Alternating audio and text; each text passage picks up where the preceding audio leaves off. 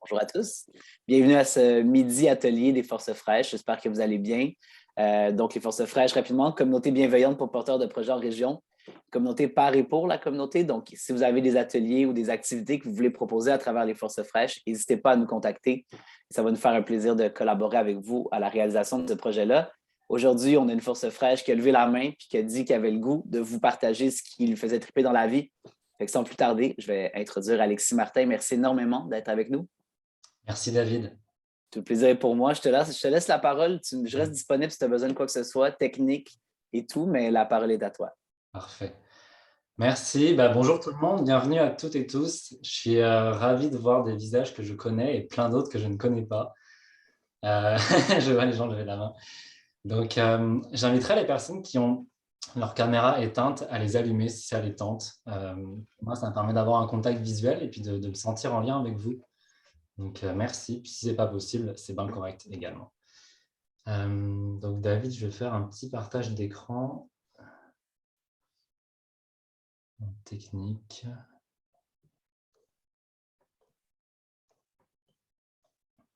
Okay. Donc. Ouais, pour ceux qui mangent, n'hésitez pas. Sentez-vous pas mal, puis de revenir une fois que vous avez essuyé tout ça. Oui, c'est correct. Donc là, vous devriez avoir une fenêtre avec écrit « Communiquer avec empathie et bienveillance ». C'est ce que c'est ça? Génial. Puis, je vous invite aussi à mettre mon visage quelque part à côté. Peut-être dans Zoom, vous pouvez faire l'affichage intervenant. Normalement, vous pouvez voir les deux en même temps. Donc, c'est parti. Donc, c'est ça. Je le redis encore, la plus chaleureuse des bienvenues à toutes et tous. Merci à vous d'être là. Merci à David pour l'invitation. Merci aux Forces fraîches pour cet atelier communiquer avec empathie et bienveillance. Comment garder le cap dans les situations de stress et de rapidité. Donc, quelques clés inspirées de la communication non violente. Je me sens vraiment super choyé d'être là, très enjoué.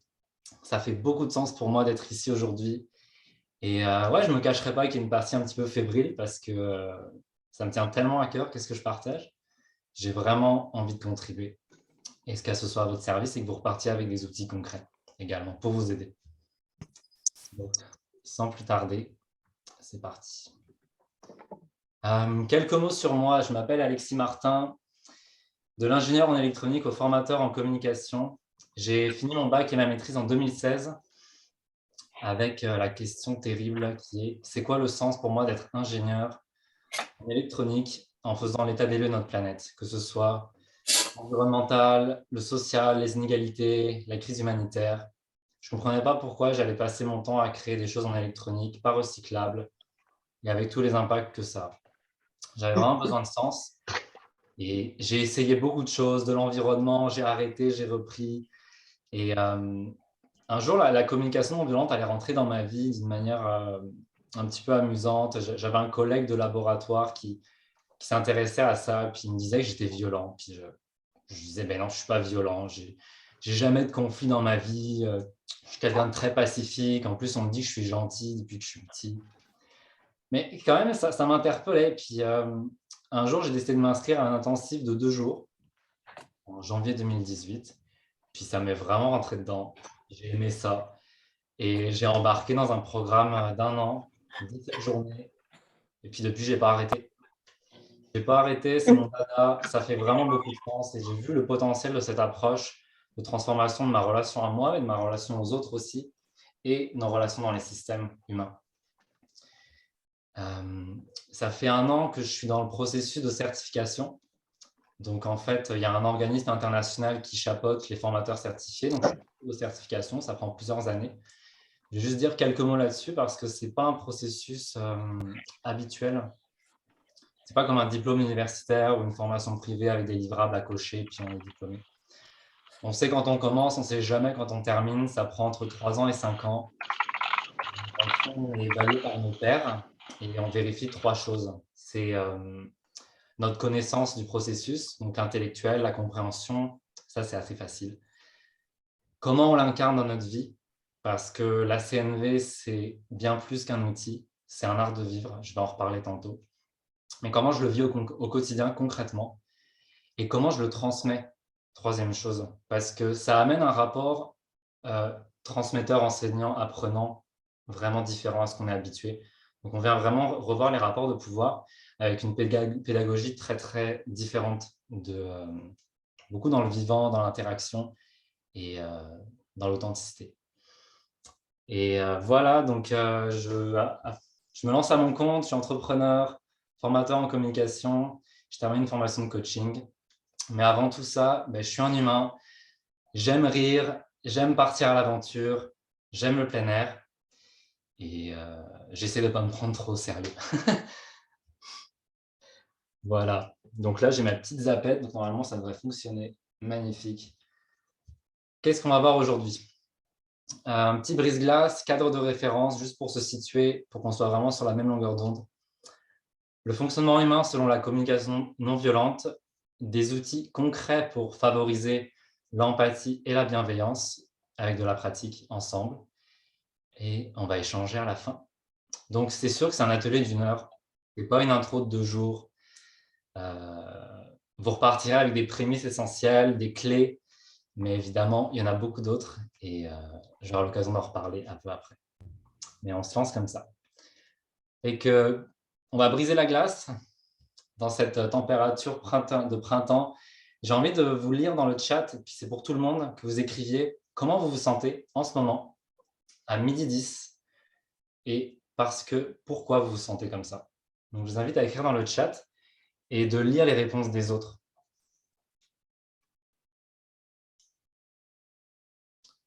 Le sens, c'est de se relier les uns aux autres. Il n'y a pas de bonne ou de mauvaise réponse. Vous pouvez vous sentir paisible, stressé, préoccupé, tout en même temps. Donc, paisible, pré-matinée off, éparpillé, stressé par la quantité de travail. Ouais, Joanie soulagée, je viens de terminer une grosse période de rush. Christine stressée par ce que j'ai à faire.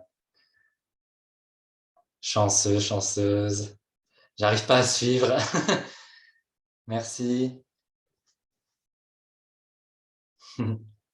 Merci Myriam. Ouais.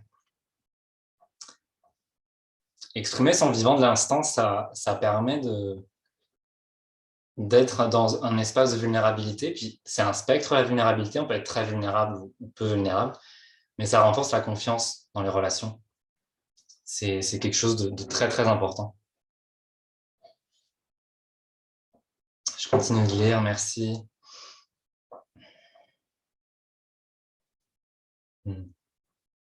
Merci tout le monde. Merci pour ça. Merci pour ce petit moment. Donc, qu'est-ce qu'on entend par empathie et bienveillance? Je veux juste poser un cadre clair parce que parfois, on peut avoir la confusion. Donc, pour l'empathie, je n'ai pas donné la définition du dictionnaire parce que d'après moi, elle laisse à interprétation.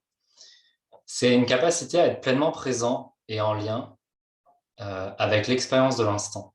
Donc, qu'est-ce que je vis dans le moment, chez moi et chez l'autre? C'est ça l'empathie, c'est d'être pleinement présent, sans chercher de solution, sans prendre en charge, sans rassurer, sans conseiller. Et ce qui est différent de la sympathie, on va faire une confusion entre l'empathie et la sympathie. Je vais vous donner un exemple. Je vous annonce que mon chien est mort et que ça me met dans tous mes états. Je suis vraiment triste. Puis quelqu'un peut répondre: ah, mais là, je comprends tellement qu'est-ce que tu vis, c'est vraiment difficile. Moi, quand j'ai perdu mon chien, il y a 2 ans, ça m'a pris 3 mois à m'en remettre. C'était vraiment l'enfer. Franchement, bonne chance, Alexis, parce que sérieux, c'est dur. Donc, ça c'est la sympathie. Quelqu'un ramène son expérience à soi et parle de son expérience. C'est correct. C'est juste que ça n'a pas le même impact chez l'autre. Alors qu'un exemple d'empathie, la même chose, ce serait: ah, ça doit vraiment pas être facile pour toi en ce moment. De quoi tu as besoin? Comment je peux te supporter là-dedans? Je me mets à l'écoute de l'autre. J'ai un élan de l'aider. J'entends que c'est pas facile pour lui. Qu'est-ce qu'il vit d'avoir perdu son chien? Je me mets en empathie avec cette personne. Donc, c'est ça que j'entends par empathie. Puis, bienveillance, j'ai pris la définition du Larousse que je trouvais simple. C'est une disposition d'esprit inclinant à la compréhension, à l'indulgence envers autrui. Puis c'est quoi le sens d'avoir ces balises-là? C'est que ça augmente nos chances d'être entendus et de se comprendre. C'est pas garanti à 100% là, mais ça permet d'augmenter les chances qu'on arrive à entrer en lien l'un avec l'autre. J'ai oublié de mentionner, si vous avez des questions, je vous invite à les noter sur un bout de papier et à la fin, on aura un petit temps ensemble pour en jaser. Alors, quelques mots sur la communication non violente. Communiquer une affaire de mots, pas seulement. À gauche, c'est Marshall Rosenberg qui est considéré comme le père de la communication non violente. Quelques mots sur lui, c'est un psychologue, il est décédé, donc il était psychologue clinique, un étudiant, un élève de Carl Rogers, un célèbre psychologue pionnier de la pensée humaniste, de la manière de voir la relation entre le thérapeute et l'humain. Il ne voyait pas l'humain comme étant quelqu'un qui a des problèmes. C'était vraiment un autre paradigme. Donc Marshall était beaucoup inspiré par lui. Il a beaucoup étudié les religions, s'est intéressé à qu'est-ce qui relie les religions entre elles. C'est quoi le message commun par toutes les religions? Qu'est-ce qui fait qu'il y a des personnes aussi qui semblent avoir du plaisir à contribuer à la vie des autres? Et qu'est-ce qui fait qu'il y a des gens qui posent des actions qui clairement ne contribuent pas au bonheur des autres? Donc, il s'est posé beaucoup de questions, il a été inspiré du bouddhisme aussi, puis il est arrivé avec un processus, la communication non violente, qui, selon moi, répond beaucoup à nous occidentaux qui avons un côté quand même mental, cartésien, qui sommes dans une forme de performance aussi. Mais pour moi, ce processus-là a un côté méthodique qui peut aider à rentrer dedans. Mais c'est pas juste ça, et c'est ça le piège. C'est que peut-être il y a des personnes qui ont déjà lu sur la CNV, qui ont peut-être suivi des formations, écouté des conférences. Vous avez peut-être entendu parler du OSDD, observation, sentiment, besoin, demande. Je ne vais pas rentrer dans les détails aujourd'hui, mais c'est une certaine mécanique qui... oui, 70% de la connexion passe par la voix, 30% par les mots, oui, ouais. Ouais, exact. Puis cette mécanique, moi, je l'ai adorée au début parce que mon cerveau d'ingénieur raffolait de ça. C'était une méthode, c'était un mode d'emploi, je l'appliquais lettre à la lettre, étape 1, 2, 3, 4, mais sauf que ça ne marchait pas tout le temps. Puis là, je ne comprenais pas trop pourquoi, mais au bout d'un moment, j'ai compris un petit peu plus, c'est parce que je perdais de vue l'intention. Et l'intention de la communication non violente, c'est ce qu'il y a au milieu, c'est de créer une qualité de connexion avec soi et l'autre. Quand on parle de connexion, on peut parler de connexion du cœur pour générer un climat relationnel qui va permettre de considérer les besoins de tous égalitairement. Et ça, c'est super important, égalitairement, parce qu'on va transformer nos relations au pouvoir. On est tous égaux par rapport aux besoins. Je vais y revenir un peu après. Et ça permet de favoriser la bienveillance, ça permet de favoriser un élan naturel de contribuer, la coopération, etc. La magie, en fait. La magie entre les êtres humains. Donc, c'est pour ça que je dis que la CNV, c'est un art de vivre, c'est une conscience, c'est quelque chose qui se vit au quotidien. C'est pas juste un outil, une technique. Et oui, il y a une mécanique qui peut aider, qu'on trouve dans les livres, mais c'est bien plus que ça. Ça amène vraiment un changement de paradigme très puissant avec soi-même, avec les autres, avec les systèmes humains, l'éducation, les relations entre pays. On le voit aujourd'hui avec les conflits qui sont très médiatisés. Donc, moi, c'est une approche qui me fait triper tellement ça a de potentiel. J'adore. Puis je le vis au quotidien de plus en plus en étant humain, parfaitement imparfait. Et ça fait de la magie parfois. Donc, je vais vous montrer 3 images. Les 3 images ont plusieurs choses en commun. Mais il y a une chose en commun particulière que je vais souligner à la fin par rapport à la communication. Et je vais vous inviter à les regarder avec précision, puis vous questionnez pendant qu'on les regarde, c'est quoi le point commun. Donc là, on voit 3 personnes qui collaborent peut-être, qui jasent autour d'un ordinateur dans un café. Là, ici, on voit 2 amis dans le bois, au coin du feu, avec une boisson chaude. en train de partager un beau moment de complicité peut-être, du rire, de la joie. Ici, on a 2 amis, peut-être un couple, on ne sait pas trop. Il y a quelque chose dans l'air. Il y a quelque chose dans l'air, peut-être de l'incompréhension, peut-être de l'irritation. Donc, je vous invite à vous demander là quelques secondes, il y a quoi le point commun qui vous vient quand on pense à la communication, à la bienveillance, l'empathie? C'est quoi le point commun entre toutes ces images?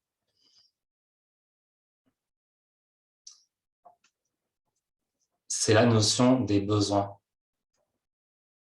Puis cette notion, elle est au cœur du processus de la communication non violente.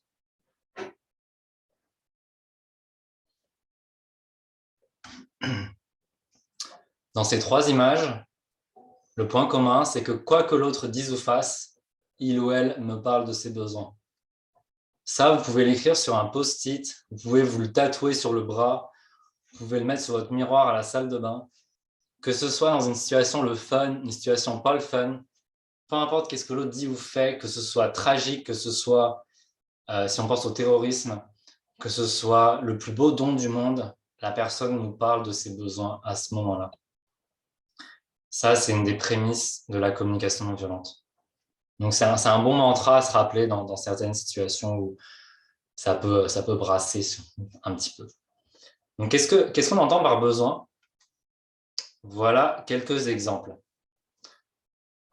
Le besoin d'amour, le besoin d'appartenance, de collaboration, d'inspiration, de sens, de jeu, de confiance, empathie, repos, le deuil, etc. Ce sont des aspirations profondes. Ce sont des motivations profondes que nous avons tous et toutes les êtres humains. Et en fait, c'est une énergie de vie qui nous mobilise pour notre épanouissement. C'est vraiment, on est des machines à satisfaire des besoins. Moi, en ce moment, je suis en train de satisfaire des besoins en vous parlant. Qu'est-ce que je suis en train de... Le sujet, en fait. Je suis en train de satisfaire, de combler un besoin de sens, de stimulation. Ça m'anime vraiment, je me sens en joie. D'évolution aussi, parce que je suis en train d'évoluer, j'apprends, je vais me faire des feedbacks sur cette présentation. Encore une fois, de sens, c'est vraiment ça qui me motive le plus, besoin de sens. Donc, qu'est-ce qui caractérise les besoins? C'est que, je viens de voir le chat, Stéphanie, les 2 derniers ont chacun un manteau de cuir brun. Oui, c'est vrai, j'avais pas vu. Bon point commun sur les images. Qu'est-ce qui caractérise les besoins? C'est qu'ils sont universels. C'est-à-dire qu'on les partage tous, les êtres humains. Peu importe notre culture, notre religion, notre origine, on a tous et toutes les mêmes besoins. C'est intangible, c'est pas quelque chose qu'on peut toucher. Je peux pas attraper mon besoin de liberté. Et c'est pas relié, c'est pas attaché à une personne, un objet, un moyen. C'est 100% chez nous. C'est pour ça qu'on parle d'énergie de vie. Quelque chose qui nous habite, qui nous anime. Et c'est la cause de toutes nos émotions. Peut-être que ça va pas être gros comme ça, puis si vous n'êtes pas d'accord, je vous invite à jouer le jeu et à l'accepter comme une autre perspective. C'est que je vis une émotion, que ce soit la joie, l'irritation, la colère, la peur, la surprise, le dégoût, la tristesse. C'est qu'en arrière, il y a un besoin qui est là, qu'il soit comblé ou pas comblé. Et la CNV nous invite à aller écouter c'est quoi le besoin, l'aspiration profonde qu'on a envie de vivre en arrière de ça. Donc, c'est pour ça qu'il y a cette phrase « je me sens parce que j'ai besoin de quelque chose ». Je me sens enjoué parce qu'en ce moment, mon besoin de sens est comblé. Puis si le mot « besoin » vous agrige, vous pouvez l'utiliser parce que c'est important pour moi, le sens, parce que j'ai envie de vivre le sens, parce que ça me tient à cœur. Il y a plusieurs façons de le dire. Mais c'est l'énergie qui va avec qui est important. Et c'est essentiel de distinguer les besoins des stratégies en fait, qu'on met en place pour les combler. Par exemple, si je parle du besoin de mouvement, je suis sûr que chaque personne ici, c'est quoi votre manière de combler votre besoin de mouvement? Il y en a, ça va être l'escalade, il y en a, ça va être la course à pied, il y en a, ça va être le yoga, il y en a, ça va être des abdos le matin, il y en a, ils vont juste prendre, il y en a, ça va être une marche de 5 minutes.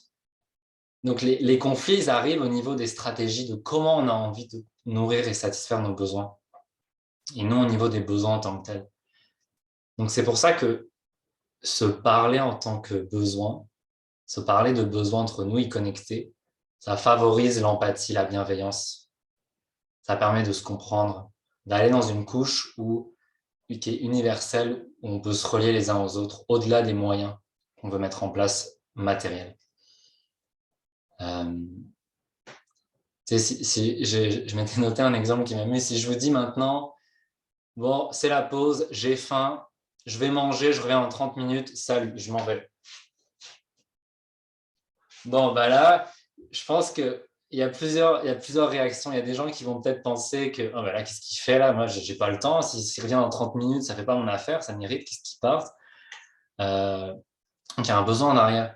D'autres personnes qui vont se dire, ah, je suis soulagé, en fait, j'avais envie de partir et puis je savais pas comment le faire. Donc, du soulagement parce qu'il y a un besoin qui est peut-être criant en arrière de récréation, de je ne sais quoi. Donc, c'est pour ça que la cause, c'est pas l'élément déclencheur. L'élément déclencheur, c'est je m'en vais. Ok, ça, c'est le facteur déclencheur. Mais la cause, c'est le besoin de chacun, chacune qui fait que je vis une émotion. Ça, je le redis, changement majeur de paradigme relationnel. On va aller dans une pratique. Alors, je vois beaucoup de gens noter, c'est super. Donc, je vois que vous avez déjà des papiers crayons. Donc, on va continuer comme ça. Ça va être chacun avec soi. Vous allez avoir un certain temps pour le faire. C'est ce que j'appelle le journal FEBA. Fait, émotion, besoin, action. C'est un petit exercice qu'on va faire ensemble là. Je vais faire une démonstration. Vous allez avoir 5 à 10 minutes pour le faire par vous-même, que je vous invite à faire le plus souvent possible après. Donc, exemple. Je vais parler de ma situation, puis après, vous aurez un temps pour le faire. Donc, je vais penser à une situation dans laquelle une personne a fait quelque chose que je n'ai pas apprécié. Donc, je suis en train de planifier une formation avec un ami, collègue. Demain, on a prévu de lancer l'événement. C'est ça qu'on s'était dit la semaine passée. Je suis en attente de sa réponse. Il ne me répond pas. Point. Ça, c'est le contexte. Comment je me sens par rapport à ça? Comment je me sentais par rapport à ça? Je dis je me sentais parce que c'est un événement passé, en fait. C'était la semaine dernière, excusez-moi. C'était la semaine dernière. Comment je me sentais à ce moment-là? Donc là, on était mardi soir. J'avais pas de réponse. Je me sentais irrité. Je me sentais dans l'incompréhension. Puis préoccupé. Ok, j'ai écrit ça. Irrité, incompréhension, préoccupé.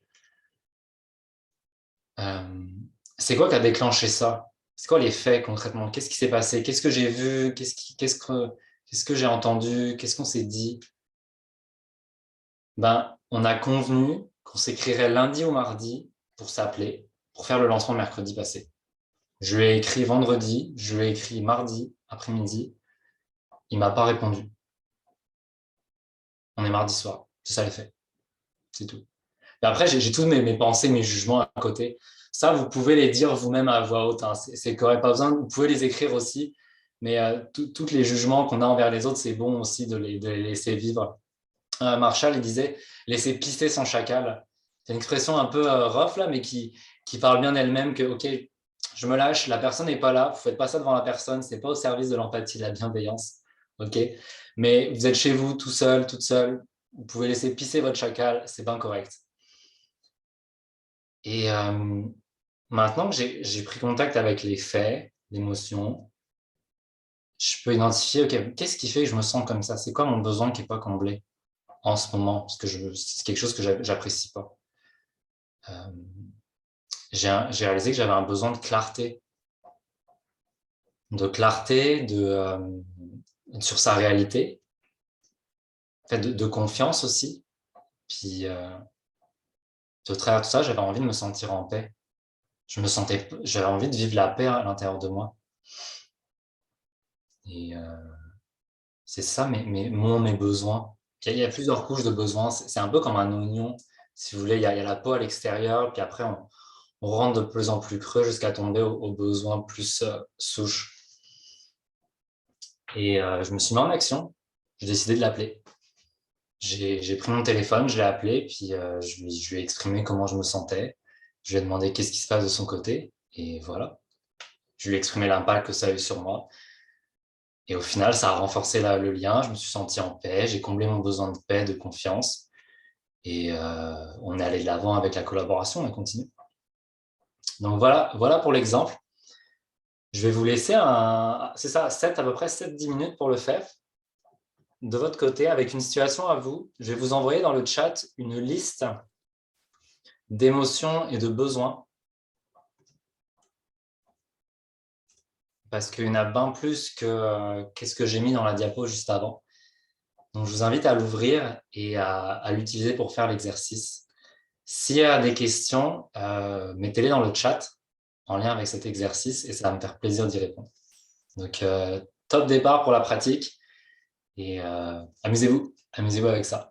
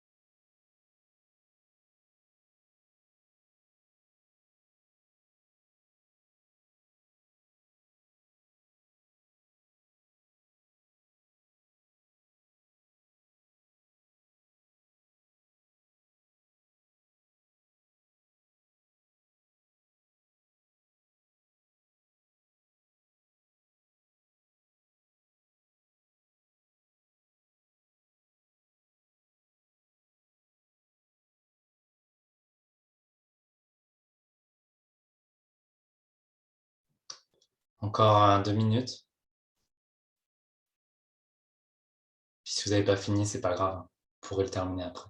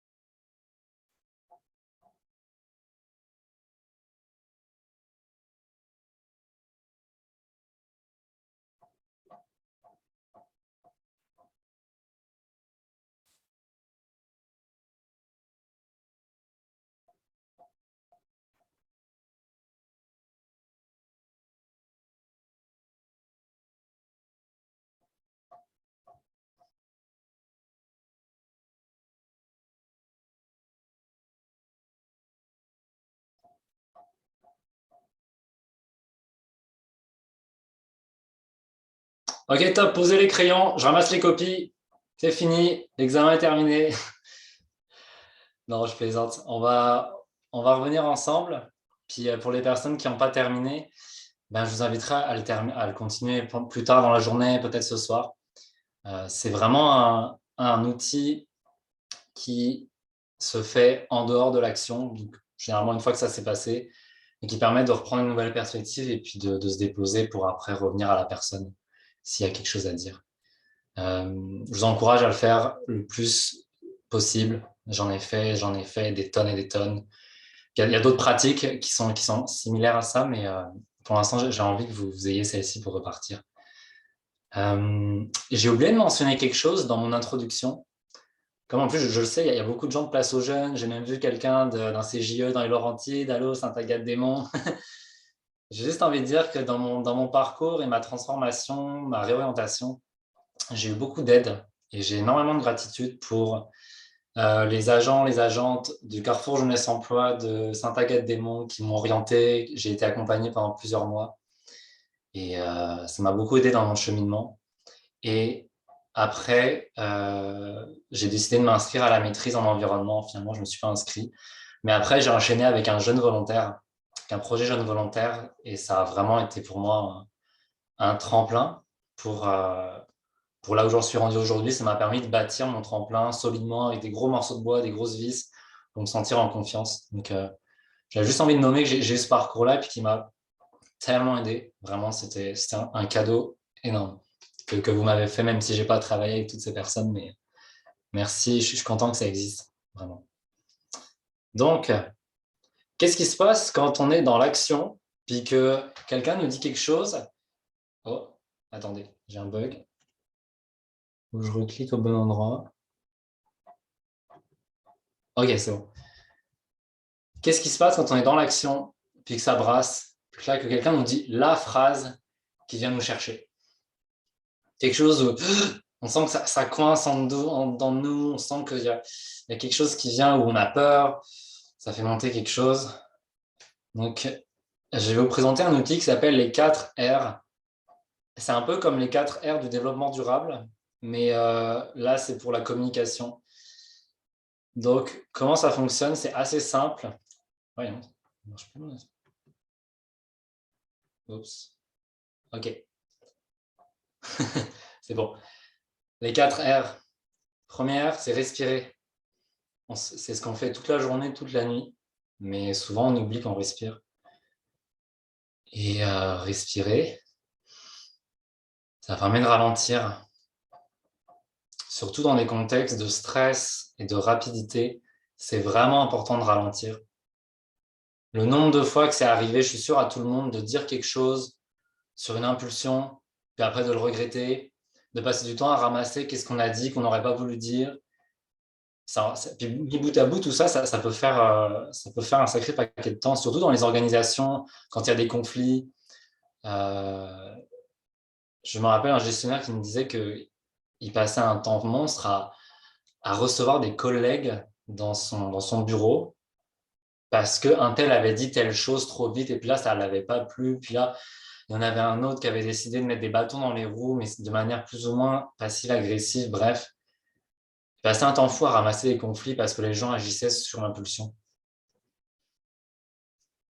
Et quand on ralentit, ça permet de ressentir qu'est-ce qui se passe à l'intérieur de moi, de prendre un pas de recul, de recadrer la situation et ensuite de répondre et non d'être tout de suite dans la réaction, qui serait le 1R.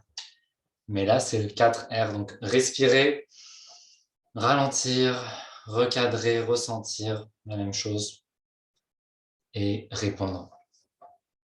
Ça, c'est dans l'action, quand ça se passe.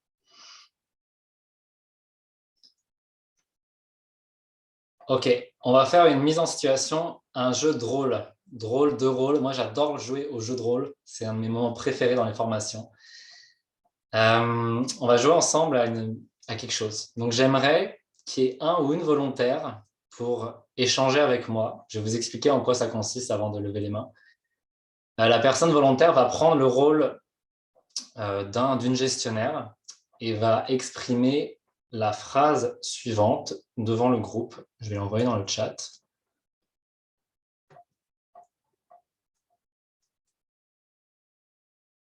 Il faut que tu termines ce rapport le plus vite possible. Ne traîne pas comme la dernière fois. Avec un ton un petit peu directif, un peu imposant. Donc, la personne va dire cette phrase et devant le groupe. Et chaque personne du groupe, vous allez faire comme si vous receviez cette phrase-là. Okay, comme si elle était dirigée à vous. On pose papier-crayon, on pose tout.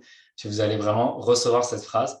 Et moi, je vais vous guider dans un 4R au ralenti. Alors, c'est sûr, dans la vraie vie, vous ne le ferez peut-être pas aussi lentement. Mais c'est juste pour ancrer ce mouvement à l'intérieur de nous. Qui a envie d'être volontaire?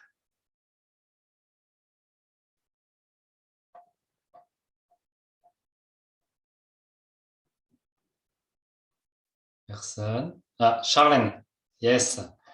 Et Charlène, merci de te prêter au jeu. Allô? Allô. Salut. Plaisir. Merci beaucoup.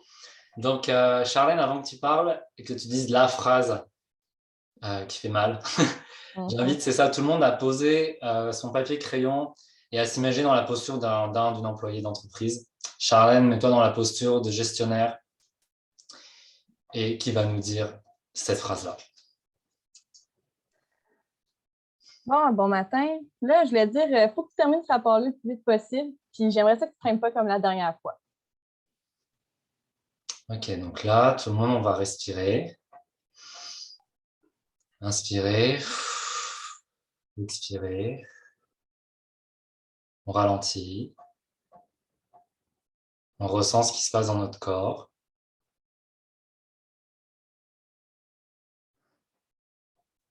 Et on répond. Charlène, quand tu dis ça, qu'est-ce que tu veux dire par le plus vite possible?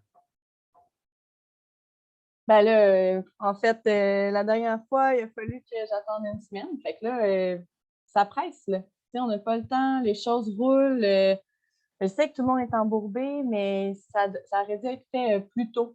Donc, j'aimerais que ce soit fait dans un délai raisonnable, c'est-à-dire de 3 jours. 3 jours, ok. Ok. Ben, merci, 3 jours. Déjà, c'est plus faisable pour moi quand je vois toute la charge de travail que j'ai. Et que merci.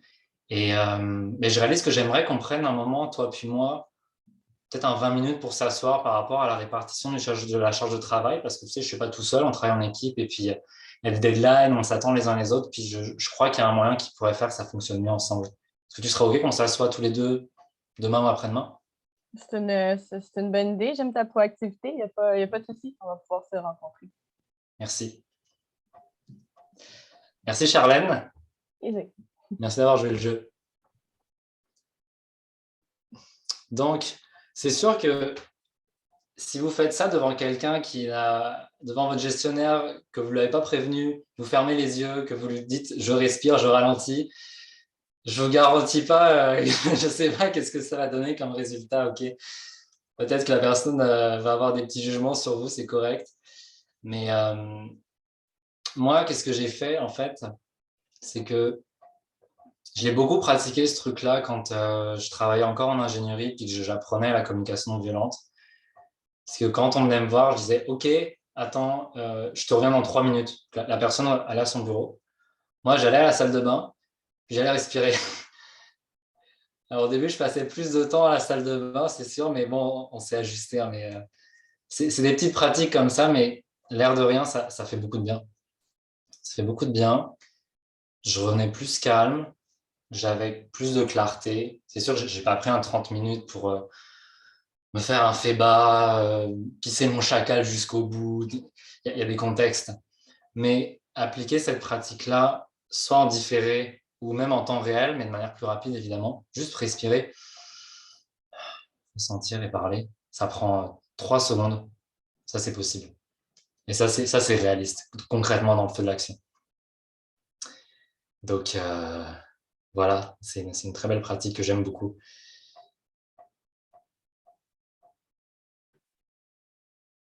C'était le deuxième outil. Puis là, le troisième, j'ai déjà parlé des faits, mais je vais le ressouligner. Les faits et le jeu.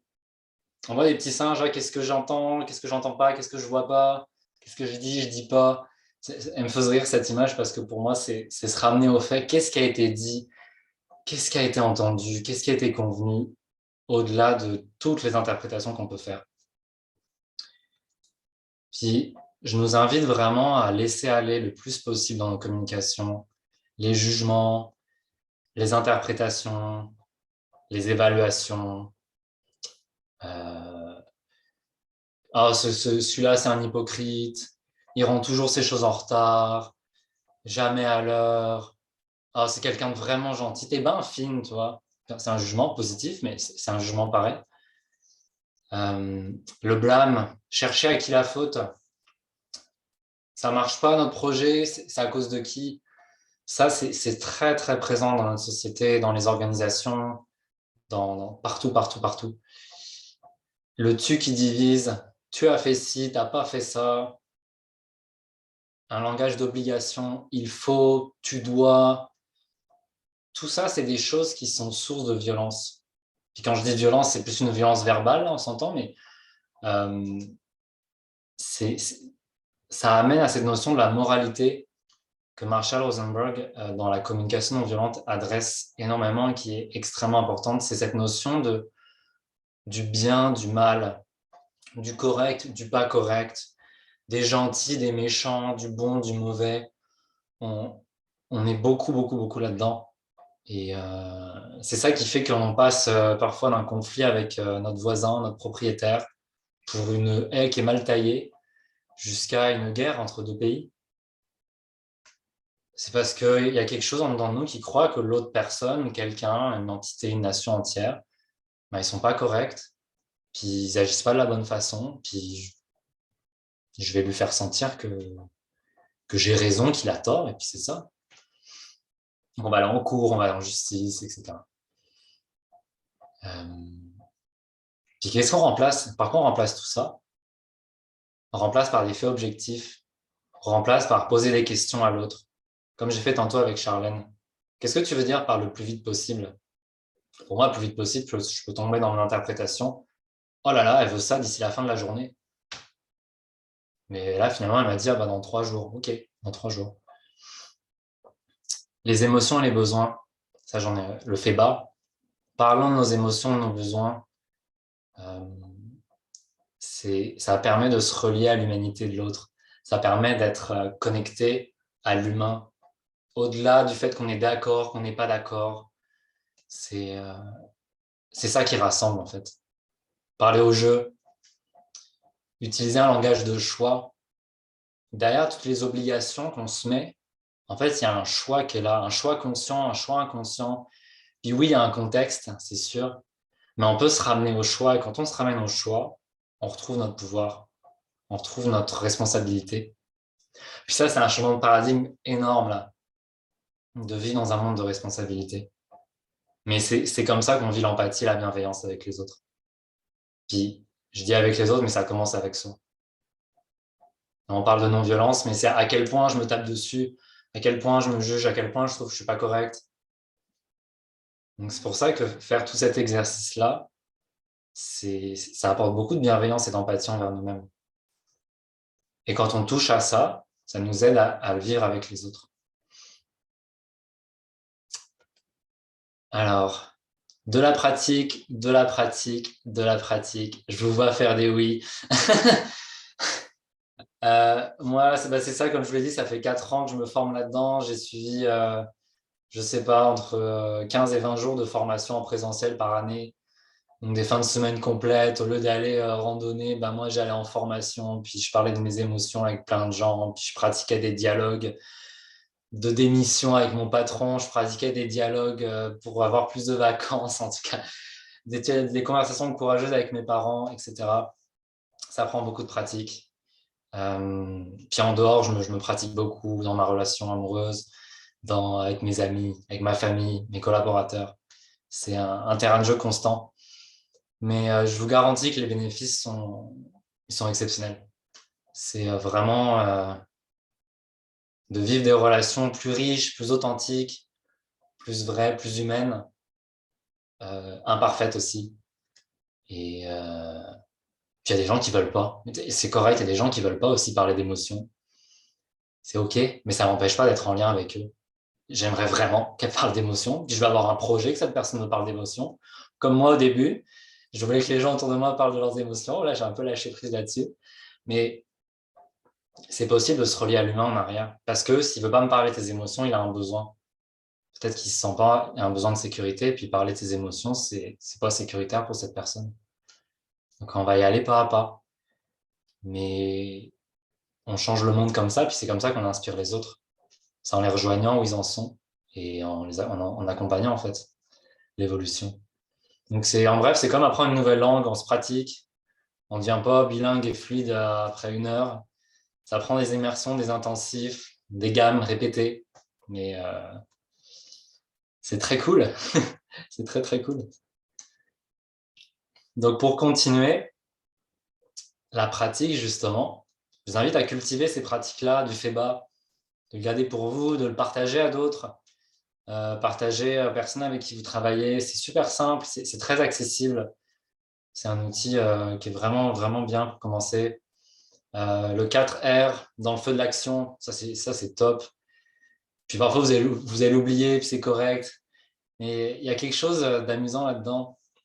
Revenir aux faits, au jeu, c'est aussi de se cacher toutes les fois où on se met à avoir des jugements, à interpréter qu'est-ce que l'autre pense, etc. C'est vraiment puissant. Puis je vais vous donner une mission secrète. Vous allez être des agents de secret silencieux, de développer la conscience des besoins dans le moment présent. Ça, il n'y a pas besoin de le dire à personne. Vous êtes en réunion. Ça fait par exemple 4 fois que la même personne amène le même sujet. Puis là, vous vous demandez, vous la regardez peut-être pas comme ça, mais vous vous demandez à l'intérieur de vous, c'est quoi son besoin en ce moment? Qu'est-ce qui fait que ça fait 4 fois que la personne ramène le même sujet? Puis ça fait 4 fois qu'on lui répond la même chose. Puis moi, en ce moment, je me sens irrité. OK, de quoi j'ai besoin en ce moment? Donc, c'est comme un jeu de développer cette conscience des besoins. Puis du coup, ça nous permet de passer au-delà de nos jugements, de tout ce qui fait qu'on a du mal à se relier à l'autre. Donc, voilà pour la pratique. Je vous lance un petit défi. pour vous engager avec moi là-dedans, je vous propose que d'ici la fin du mois de mars, donc il reste encore 8 jours, de faire 3 journaux de votre côté et de m'écrire, m'envoyer un petit message. Salut Alexis, j'ai fait mes 3 journaux, ça a eu tel ou tel impact sur moi. C'est ça, je serais super content de vous lire là-dessus. Et puis si vous avez envie de me jaser de plus des 4 R, que vous avez essayé la lenteur devant votre boss et puis là qui vous a regardé bizarrement, c'est génial aussi. Mais voilà, je lance un défi, vous n'êtes pas obligé si ça vous tente. On arrive à la fin. Check out. J'ai envie de vous lire dans le chat dans quel état d'esprit vous repartez et en option de nommer un besoin qui a été comblé par l'atelier.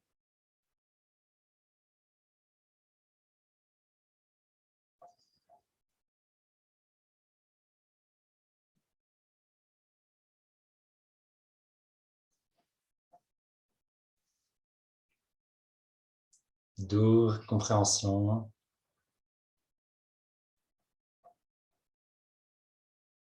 Intéressant, connexion à soi, inspiré, contribuer, nourri, recevoir du beau, rassurer en contrôle.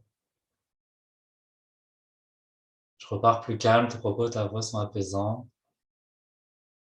M'attirer à jouer l'agente secrète. En réflexion, inspiré, outillé, compréhension. Envie de changer le monde.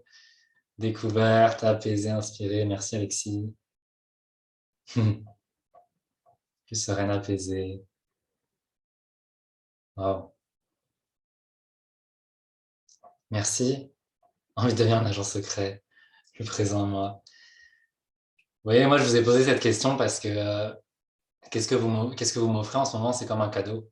C'est de savoir à quoi j'ai contribué pour vous. C'est un cadeau que vous m'offrez en fait. Donc merci. Merci vraiment. Je suis vraiment fier, j'ai tenu mon temps là, je suis sur la coche, il est quasiment 1 heure, j'ai presque fini, il me reste quelques mots. Merci d'avoir été là, j'ai envie de vous inviter, c'est ça, restez en contact avec moi, je vous mets mes coordonnées, je vous envoie ma page professionnelle Facebook, mon LinkedIn aussi dans le chat, je n'ai pas encore de site internet. Merci d'avoir été là, et puis là on ne se quitte pas tout de suite parce que j'ai envie de vous entendre pour une période d'échange, de questions, de réactions. Et oups, mauvaise télécommande. Voilà, that's it. Donc, je vous invite à rester là, les personnes qui ont envie d'échanger, qui ont des questions que vous avez notées. Puis ça va me faire plaisir d'échanger. Levez la main Zoom et puis on va prendre au fur et à mesure. Je vais arrêter le partage.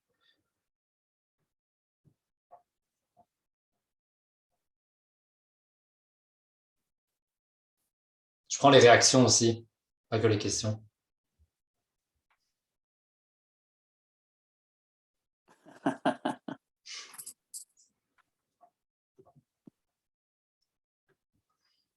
Ouais, Charlène. Oui, donc je voulais juste dire merci d'avoir pris le temps de mettre ça en place. C'était super bien résumé, puis c'était très clair également. Et j'ai mis dans mes favoris là, le tableau avec la description des émotions parce que c'est vrai que c'est pas assez des fois de dire je suis triste, je suis angoissée ou je suis contente ou c'est vraiment bien de pouvoir mettre des mots là-dessus. Et il y a quelques années de ça, moi, j'ai entrepris une petite thérapie, là, rien de gros, mais avec une psychothérapeute parce que j'avais des sentiments qui éclataient tout d'un coup, puis là, je comprenais pas d'où ça venait, puis je me suis rendu compte que je me parlais très durement.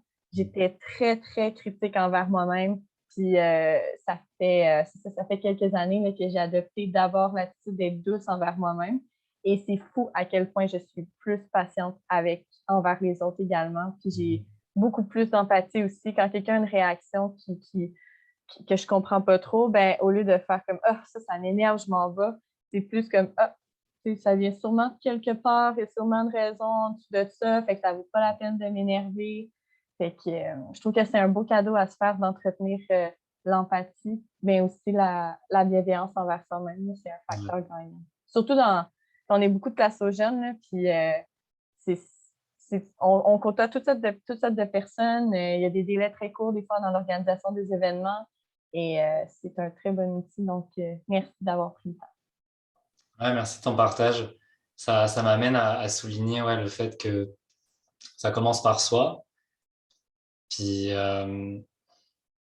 de développer la bienveillance envers nous-mêmes, comme tu l'as dit, la voix très dure envers nous-mêmes qui vient de notre éducation et d'apprivoiser, d'avoir beaucoup de bienveillance par rapport à ça pour le vivre avec les autres. Et de développer cette curiosité de « Ah, tiens, c'est quoi son besoin? Ah, tiens, c'est quoi en arrière ?» C'est très puissant, ouais. Merci.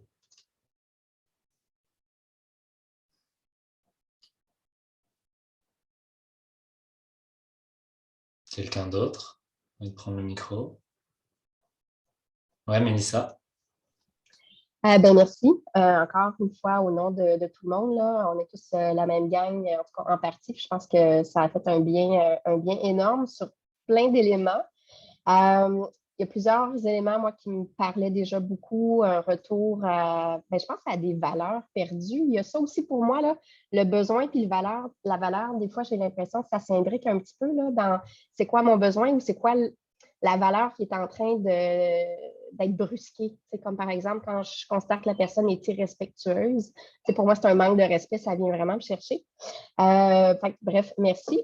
L'autre élément, par contre, que je me demande un peu comment réconcilier l'approche, mais pas comment la réconcilier, mais comment la faire coexister, c'est quand l'élément qui déstabilise ou l'élément qui te met en émotion n'est pas nécessairement extérieur, mais vient plus de lacunes personnelles. Mettons, je vais parler de tout le volet ergothérapie ou l'hypersensibilité ou des éléments qui, toi, te déstabilisent, qui n'est pas nécessaire, qui est en lien, c'est ça, plus avec le système nerveux, par exemple. Là, j'ai de la misère à voir comment, je peux concilier tout ça. Exemple, le comportement de quelqu'un qui m'agresse. Mais oui, peut-être que ça n'agresserait pas quelqu'un d'autre, puis j'ai beau le nommer, en quelque part, c'est à cause de mes particularités personnelles à moi où je suis dans un comportement d'hypervigilance, sur X, Y raison. Fait que je ne sais pas si ça te dit quelque chose ou non. Dans le fond, si tu vas me dire si c'est ça, si je comprends bien ta question, c'est comment concilier l'approche avec le fait d'avoir un tempérament, enfin en tout cas une condition peut-être plus d'hypersensibilité, d'une réactivité, une hypervigilance, déjà de base en fait. Oui, ou comment l'approcher avec des gens autour de toi qui ont peut-être cette particularité-là, par exemple. Écoute, quand tu me dis ça, je fais des liens, mais quand tu parles de système nerveux aussi, il y a... C'est pas la communication non violente là, mais on parle d'états du système nerveux. Il y a des états où on est plus régulé, des états où on est moins régulé. Oui. Et chacune, on peut avoir des techniques pour nous aider à se ramener dans un état de régulation, donc de calme, de maîtrise de soi, d'interaction sociale, de capacité à être en lien avec les autres. Je dirais que c'est une exploration à chacune de trouver en arrière. Mais ce qu'il y a en arrière de ça, si on revient aux besoins, c'est qu'on parle beaucoup d'un besoin de sécurité, en fait. Mm-hmm. C'est qu'au plus profond, puis on a beau le dire avec notre tête, ça ne fait pas la job. On a besoin de le ressentir profondément dans notre corps, ce besoin de sécurité-là. Puis c'est pas quelqu'un a un pistolet à côté de notre temple et va nous tirer dessus, là, c'est pas ça. Mais c'est que quelque chose en nous a profondément besoin de sécurité et qui n'arrive pas à le combler en ce moment. Donc il y a plein de façons, mais c'est vrai que c'est ça qui revient. Et puis c'est mon expérience aussi, j'ai un côté hypersensible aussi.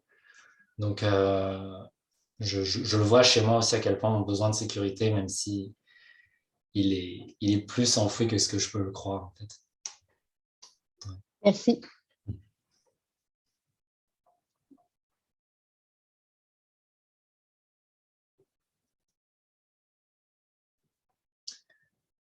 Yann? Oui, merci Alexis, c'était très clair. De mon côté, je trouve que j'ai de la difficulté à faire ce genre d'exercice quand il y a à la fois des éléments, le contexte est très chargé, par exemple stress, travail, et là j'entre en relation. Puis dans l'exercice, on parle beaucoup de la relation. Mais je me demandais, toi, comment tu arrives à faire un petit peu la part des choses? Puis est-ce que c'est même une bonne formulation? Ah, tu me diras si je formule bien. Enfin, si même dans cette formulation-là, toi, tu vois des choses, mais des fois, j'ai de la difficulté à faire avoir de la clarté sur le contexte, comment ça m'affecte, puis comment la relation dans ce contexte-là. Puis je trouve que souvent, c'est un peu cet aspect mélangé-là entre le contexte puis la relation qui me fait que j'arrive pas vraiment à m'exprimer, par exemple. Donc, parce que j'arrive pas à à avoir de la clarté, disons, sur ces choses-là. Donc, comment dans ces situations-là, imaginons que j'arrive bien quand le contexte est favorable, puis là, je suis en relation, là, j'arrive bien à exprimer tout ça. Puis quand c'est que le contexte qui va pas, là, j'arrive bien à faire. Mais quand c'est les deux ensemble, on dirait j'ai du mal. Donc, voilà. Merci. Ok. Quand tu dis quand c'est les deux ensemble, c'est quand tu as l'impression que ça va bien et pas bien en même temps? Puis que peux-tu juste me clarifier ta question? En fait, disons, quand je réagis ou quand j'ai des besoins, disons, à la fois par rapport à un contexte général qui peut venir de moi ou de ma situation ou de mon travail, par exemple, et puis des besoins par rapport à mon interaction avec l'autre personne, par exemple. Donc, quand c'est ces deux choses-là en même temps, comment, comment on fait? Dans le fond, est-ce que ta question, c'est comment allier la relation et le contexte qui va avec dans l'interaction, autant pour parler des choses qui vont bien ou pas bien? Exact, ouais. Ok.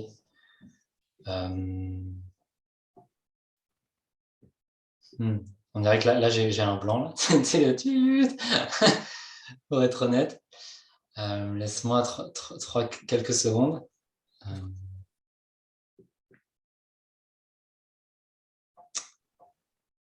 Moi, j'ai envie de t'inviter à revenir à la vérité, en fait. À la vulnérabilité, de dire à la personne, ben, il y a un contexte, on a une relation ensemble, on a besoin de parler de choses. Je sais pas trop comment. Tu vis peut-être un malaise, tu vis peut-être quelque chose par rapport à ça, tu sais pas trop comment l'aborder. Tu as peut-être besoin de justement d'avoir une forme de cadre ou une structure sur comment aborder ça, qui va te permettre de déposer et de nommer les choses en confiance. Est-ce que ça résonne pour toi quand je te dis ça? Oui, je pense, ce qui résonne, c'est un petit peu mettre toutes les cartes sur la table, disons. Ouais. Ouais, ça, je pense que ça m'aide effectivement, ouais. Ouais, de dire à la personne, c'est ça, qu'il y a plein de choses, et puis de dire qu'est-ce que tu viens de me dire, en fait, et puis de dire tu te sens peut-être pas 100% à l'aise d'y aller. Oh, t'as bougé. Ok, t'es là. Merci. Merci.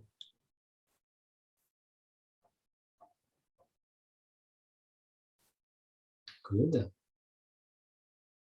Je pense qu'on peut en rester là. Je pense que David, c'était, je te rends la balle. je pense que c'était magnifique. Moi, personnellement, je trouve que cet outil-là est d'une puissance sans nom. Puis tu l'as bien décortiqué aussi, là. Tu sais, je pense que tu l'as amené simplement. Ça nous a permis de rencontrer les outils un par un à notre rythme. Fait que, Alexis, merci mille fois de ta précieuse présence puis ta générosité. Honnêtement, je sors d'ici nourri. Je suis sûr que tout le monde part avec au moins un outil de plus là, dans sa petite boîte. Fait que merci. Ce n'est que partie remise. Là, on va Ouais, relancer ça, j'en suis certain. on fera ça. Yes. Pour tout le monde, je vous remercie énormément de votre présence. J'espère que vous sortez d'ici un peu plus léger. Je vous invite à contacter Alexis si vous avez des questions ou des réflexions à partager, parce que je pense qu'il n'attend que ça. Moi, je vais vous partager peut-être le groupe Facebook des Forces fraîches si vous n'avez pas déjà accès à ce groupe-là. Toutes les activités qu'on propose, on propose une activité par semaine. En ce moment, c'est 3 activités virtuelles, une activité par semaine. 3 par mois, c'est 3 activités virtuelles et une activité physique qui s'appelle Rando et Micro. Donc, on change de territoire, de région par mois. On est allé au Saguenay, on est allé à Baie-Saint-Paul, on est allé à Frédérichburg. Là, on est en train de parler avec le Centre du Québec pour en faire un à Bécancour. Fait que si vous êtes au courant de la personne de Place aux Jeunes qui a le goût de travailler avec nous, on fait ça avec le pôle d'économie sociale Centre du Québec. Puis l'idée à travers tout ça, c'est juste de mailler, faire des ponts, puis de réaliser qu'on est tous ensemble là-dedans, qu'on n'est pas tout seul comme porteur de projet. Puis ça, dit en passant, c'est vraiment un honneur d'avoir autant de personnes de Place aux jeunes qui se joignent à nous, parce qu'on trouve que ce que vous faites est super important. Vous êtes des acteurs de terrain, des acteurs qui connaissez votre milieu. Puis pour nous, on n'arrête pas de vouloir référer du monde à vous référer du monde. Fait que merci de nous faire confiance. Puis si vous avez des idées, des problèmes que vous aimeriez qu'on adresse à travers les ateliers des Forces fraîches, écrivez-nous. Puis on va le faire avec vous, ça va nous faire plaisir. Fait que des questions? Commentaires? Camille et Marion. Ouais. Oui, je ne t'avais pas vu, excuse-moi. C'est fait, Oui. Camille, allez-y. Mais en fait, on vient d'aller voir sur le groupe, et vous allez venir au Norbert à Citadelle? En fait, ce que tu as vu sur le groupe, c'est qu'on a fait un top 10 de lieux où travailler en nature. Bonne question. OK. Mais on connaît bien Alexandre Lagagnère, puis Ouais. avec qui on a parlé. Puis en fait, je suis en contact avec presque tous ces établissements-là dans le but de... OK. Ce qu'on essaie de faire, c'est de matcher des gens qui organisent des retraites avec des gens qui ont des tiers-lieux dans le but de les faire bouger puis de faire des maillages interrégionaux parce que souvent, les retraites sont attachées à un territoire. Mais si on était capable de leur présenter d'autres territoires, mais ils feraient des matchs, du yoga, du sport, etc. On est beaucoup d'en faire mélanger les genres. Je ne sais pas si ça fait du sens ce que je dis. C'est parfait. On voulait savoir parce que c'est là qu'on fait nos séjours exploratoires puis on est super amis. Donc, c'est pour ça que ça m'a comme sauté aux yeux. Je suis comme, ah, ils sont bons au Norbert. Mais non. Mais c'est bon, c'est bien correct, c'est parfait. C'est une belle place pour. Ben, complètement. Puis ça dit en passant, on est en discussion avec le CLD de Laurentide pour organiser un rando au micro dans le coin Valmorin, dans d'autres coins. Fait que je pourrais les relancer puis vous mettre dans la loupe pour voir comment on pourrait travailler ensemble là-dessus. Oui. Merci Super. en tout cas, c'était vraiment intéressant. Merci. Bonne journée à tout le monde. Merci à vous d'être là, vraiment. Fait que bonne journée à tout le monde. Merci. Bonne journée à tous et toutes.